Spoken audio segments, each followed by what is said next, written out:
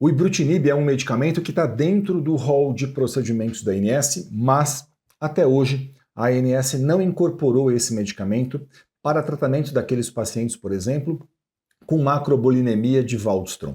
O que acontece na prática? Na prática acontece que esse medicamento está incorporado pelas operadoras de planos de saúde, está dentro do rol de procedimentos da ANS, mas muitas vezes costuma haver a recusa para pacientes com macrobolinemia de Waldstrom por exemplo, a operadora de saúde dizendo que esses pacientes não preenchem as condições, as diretrizes de utilização para que se possa acessar esse tratamento. Mas que condições são essas? Que diretrizes são essas? O que diz a lei dos planos de saúde? Eu sou Elton Fernandes, eu sou advogado especialista em plano de saúde, professor de pós-graduação em importantes instituições da área e autor de livro jurídico.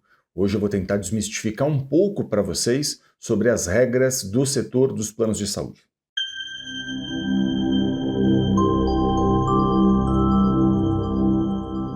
Olha, como esse é um medicamento oncológico para uso oral dos pacientes, esse medicamento a ANS entende que ela tem que incorporar e ela incorporou então esse medicamento, mas a gente vai ver para quais situações ela determinou a cobertura desse medicamento. Vamos lá. Esse medicamento tem indicação, segundo a ANS, para o tratamento de pacientes que apresentam leucemia linfocítica crônica ou linfoma linfocítico de pequenas células. Ele também está indicado para pacientes com linfomas de células do manto, nos casos de tratamento de linfoma de célula do manto em pacientes que receberam, no mínimo, um tratamento anterior contendo rituximab. E por fim, mais recentemente, a ANS incorporou o ibrutinib para leucemia linfocítica crônica, linfoma linfocítico de pequenas células nas seguintes situações: em combinação com venetoclax para pacientes adultos com leucemia linfocítica crônica, linfoma linfocítico de pequenas células, em primeira linha de tratamento. Olha, essa então é a regra da ANS, a Agência Nacional de Saúde Suplementar.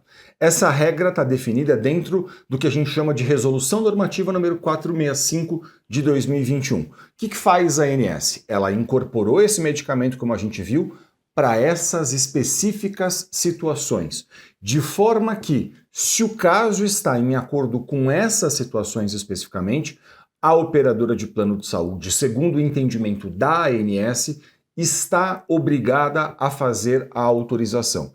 Qual que é o prazo para que a operadora de saúde faça a autorização disso?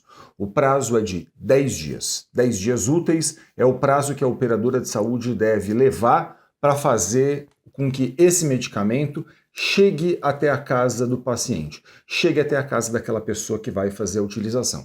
De forma que, se o caso está em acordo com esta regra da ANS especificamente, se a operadora de saúde recusar, o que seria adequado e ideal seria você fazer uma reclamação dentro da própria ANS. Por quê? Porque a ANS fiscaliza as regras que ela editou. E aí, claro, se está em acordo com a regra dela, ela vai ter que fazer a fiscalização disso.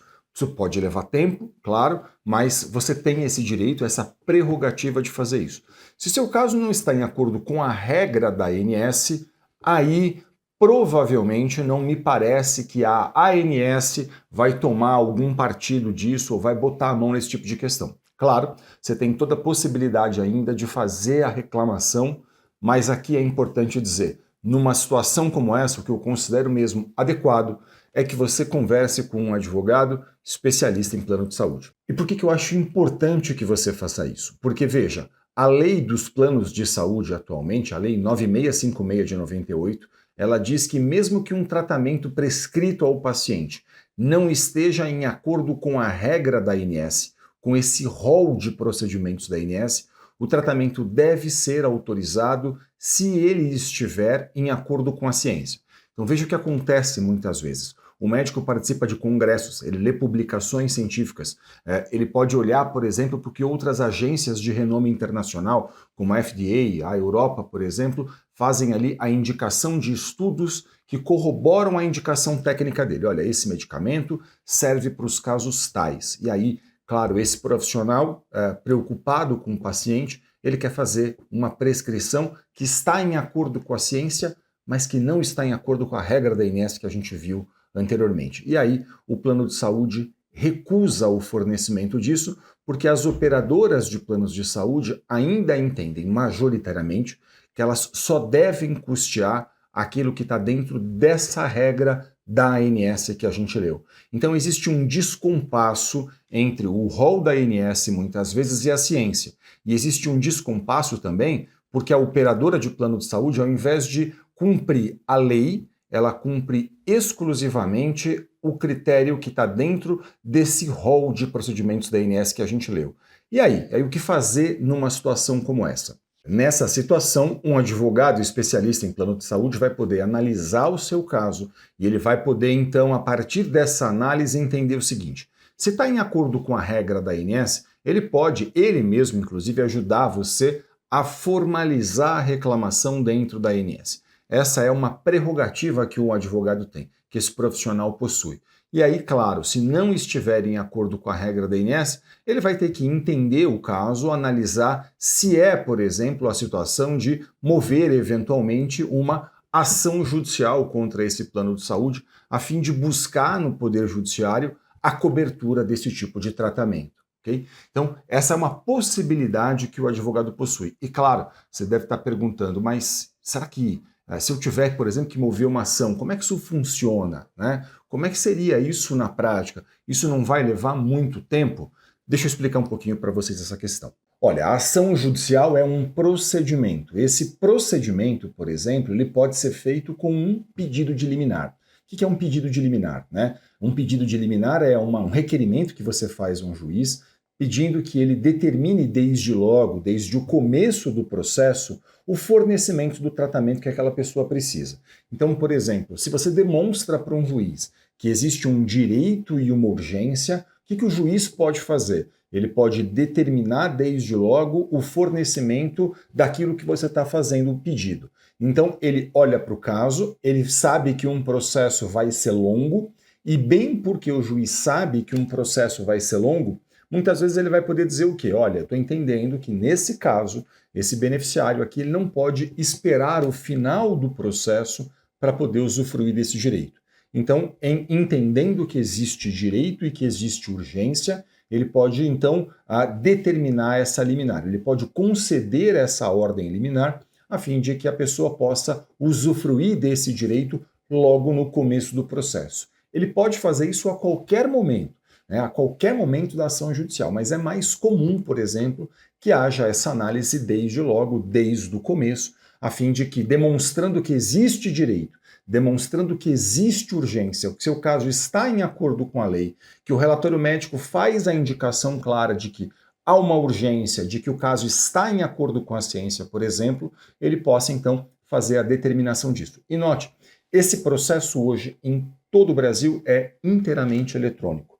Então, assim, do Oiapoque ao Chuí, não importa onde você esteja, um processo judicial é inteiramente eletrônico. Imagina que você mora na cidade de São Paulo e você vai conversar com um advogado de São Paulo. Esse profissional vai mover uma ação judicial eletrônica. Hoje existem até audiências que são feitas de forma eletrônica, embora nesses processos especificamente que envolvem plano de saúde, é incomum que haja a necessidade de uma audiência. Pode haver a necessidade de outras questões, outras provas dentro do processo, mas audiência, participação de audiência, não. Em geral, isso não é feito, mas, claro, é sempre muito importante que você converse com um profissional especialista em plano de saúde, a fim de que esse profissional possa analisar as particularidades do seu caso, entender se cabe ou não, qual o caminho vai percorrer, se entender que cabe, e esse profissional vai poder orientar você em acordo com as especificidades do seu caso. Você vai poder dizer para mim eventualmente, mas eu não conheço ninguém que seja especialista nisso. Veja, deixa eu falar uma coisa para vocês.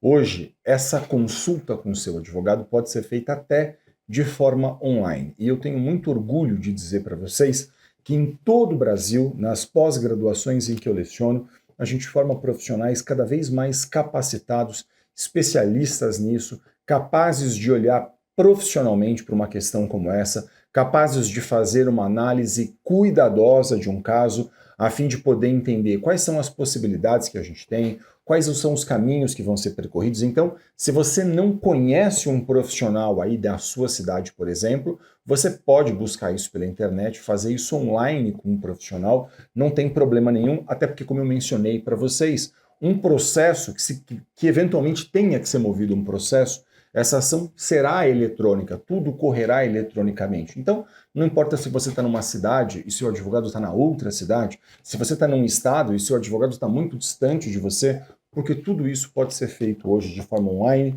e eu tenho muito orgulho de poder dizer que em todo o Brasil a gente forma nas pós-graduações em que eu leciono profissionais muitíssimo capacitados para lidar com esse tipo de questão. Então, eu sugiro muito que você converse sempre com profissionais especialistas nesse tema. Eu espero que esse vídeo tenha sido útil a você. Muito obrigado pela sua audiência. Se ficou qualquer dúvida, deixe um comentário aqui no canal. Para a gente é sempre um grande prazer poder ajudar, interagir, tirar dúvidas e, claro, não deixe de acompanhar a gente nas redes sociais. Muito sucesso para você e saúde. Até o próximo vídeo.